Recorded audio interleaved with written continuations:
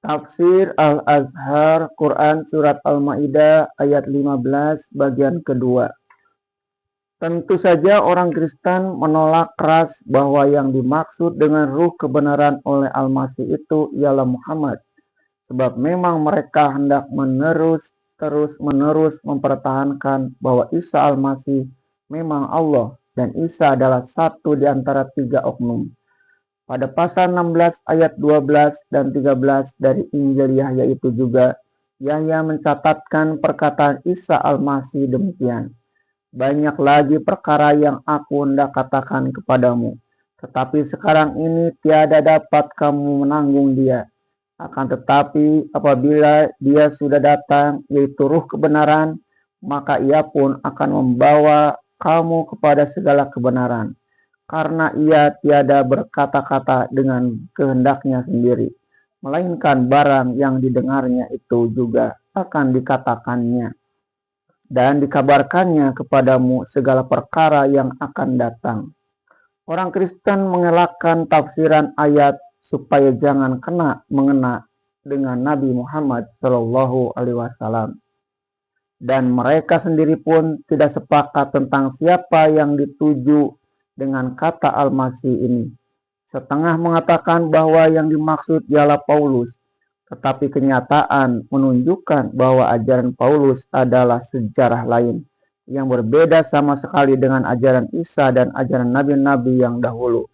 Malahan lebih dekat kepada filsafat Neoplatonisme Iskandaria daripada kepada tauhid ajaran Isa Al-Masih yang asli.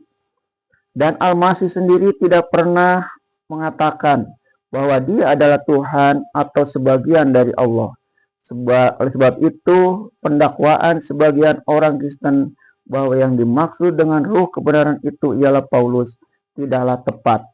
Sebab Paulus tidaklah memberikan kesaksian yang sebenarnya tentang Al-Masih.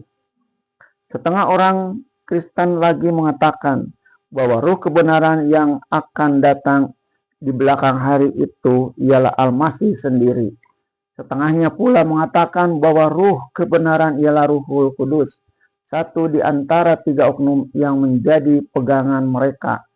Kalau mereka yang dimaksud itu ialah Ruhul Kudus, niscaya mesti disesuaikan dengan kepercayaan Kristen sendiri bahwa Allah dan Al-Masih dan Ruhul Kudus adalah satu. Kalau memang Ruhul Kudus itu ialah Isa sendiri dan Allah sendiri, guna apa Al-Masih mengatakan bahwa dia akan menyuruh ruh kebenaran itu datang ke dunia, kalau yang akan datang itu dia sendiri? Di dalam sabda Al-Masih itu dijelaskannya bahwa ruh kebenaran itu akan membawa kamu kepada segala kebenaran, dan dia tidak akan bercakap di atas kehendaknya sendiri, melainkan barang yang didengarnya itu juga yang akan dikatakan.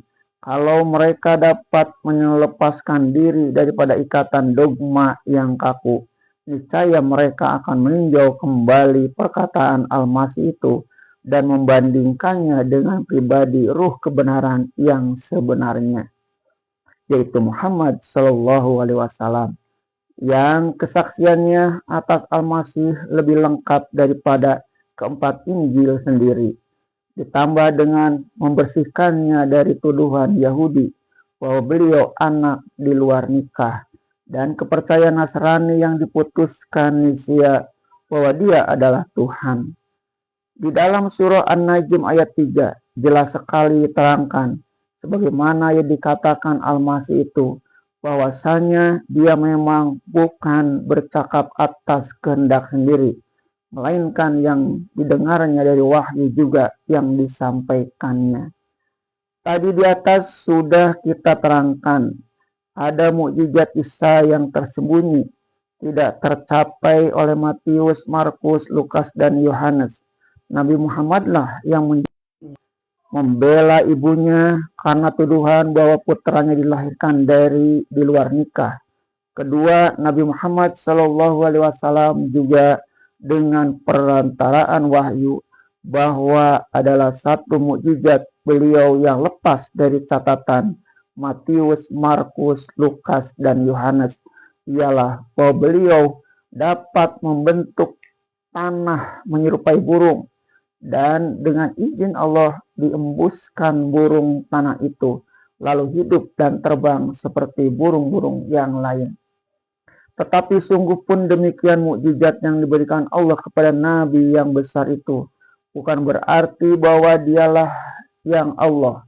Sebab segala keganjilan atas dirinya itu bukanlah atas kuasanya, melainkan dengan izin Allah juga. Sebab hanya Allah yang Tuhan. Perasaan orang banyak ketika Al-Masih memperlihatkan kuasa Allah yang maha besar atas dirinya itu pada waktu itu pun memang bukan mengatakan Al-Masih adalah Tuhan, melainkan dijelaskan oleh Matius sebagai ditulis dalam pasal 9 ayat 8.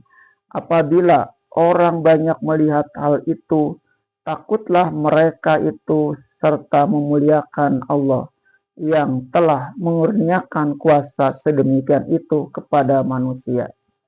Dokumentasi yang amat berharga dari Matius inilah yang benar-benar melekat dalam hati umat Nabi Isa di kala beliau hidup, yang telah disembunyikan oleh kaum Kristen setelah mereka memutuskan bahwa Isa mesti dianggap sebagai Tuhan.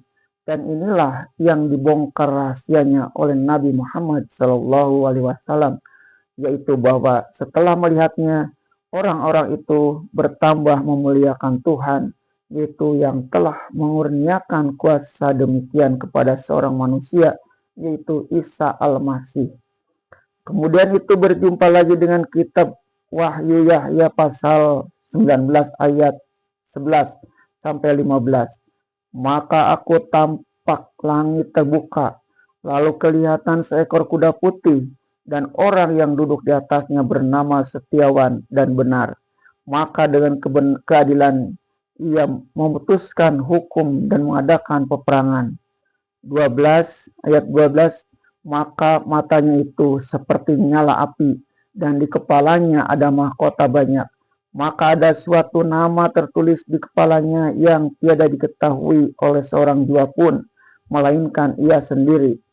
Ayat 13. Dan ia berjubah yang terpercik dengan darah, dan namanya dikatakan Kalam Allah. Ayat 14. Maka yang segala tentara yang di surga mengiringkan dia dengan menunggang kuda putih berkain dengan kain kasap putih lagi bersih. Ayat 15. Dan daripada mulutnya keluar sebilah pedang yang tajam, supaya dengan itu dia memerang segala orang kafir.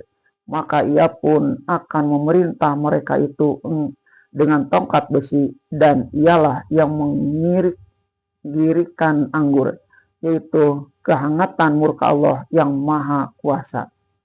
Orang Kristen menafsirkan mimpi atau wahyu kepada Yahya ini bahwa yang dimaksud dengan orang yang berkuda putih tidak lain daripada Isa Al-Masih atau Yesus Kristus sendiri. Tetapi kalau dibanding-banding riwayat hidup kedua orang Rasul Allah itu, Isa Al-Masih dan Muhammad, pribadi berkuda putih itu lebih menggambarkan pribadi Muhammad daripada pribadi Isa Al-Masih.